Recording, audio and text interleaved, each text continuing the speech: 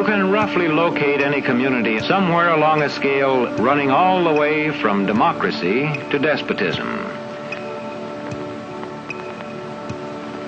This man makes it his job to study these things. Well, for one thing, avoid the comfortable idea that the mere form of government can of itself safeguard a nation against despotism. For big business, despotism was often a useful tool for securing foreign markets and pursuing profits. One of the U.S. Marine Corps' most highly decorated generals, Smedley Darlington Butler, by his own account, helped pacify Mexico for American oil companies, Haiti and Cuba for National City Bank, Nicaragua for the Brown Brothers Brokerage, the Dominican Republic for sugar interests, Honduras for U.S. fruit companies, and China for Standard Oil. General Butler's services were also in demand in the United States itself in the 1930s, as President Franklin Delano Roosevelt sought to relieve the misery of the Depression through public enterprise and tougher regulations on corporate exploitation and misdeeds. More power to you, President Roosevelt. The entire country's behind you, thrilled with hope and patriotism. But the country was not entirely behind the populist president. Large parts of the corporate elite despised what Roosevelt's New Deal stood for. And so, in 1934, a group of conspirators sought to involve General Butler in a treasonous plan. The plan as outlined to me was to form an organization of veterans, to use as a bluff or as a club at least, to intimidate the government.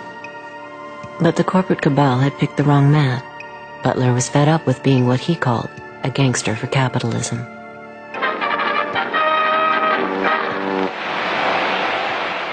I appeared before the Congressional Committee, the highest representation of the American people, under subpoena to tell what I knew of activities which I believe might lead to an attempt to set up a fascist dictatorship.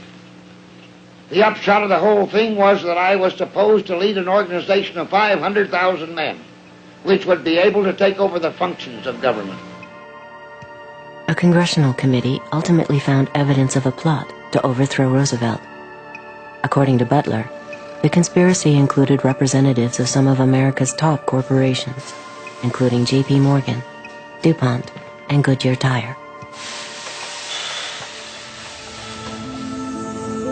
As today's chairman of Goodyear Tire knows, for corporations to dominate government, a coup is no longer necessary. Corporations have gone global. And by going global, the governments have lost some control over corporations. Regardless of whether the corporation can be trusted or cannot be trusted, governments today do not have over the corporations the power that they had and the leverage that they had 50 or 60 years ago. And that's a major change. So governments have become powerless compared to where they were before.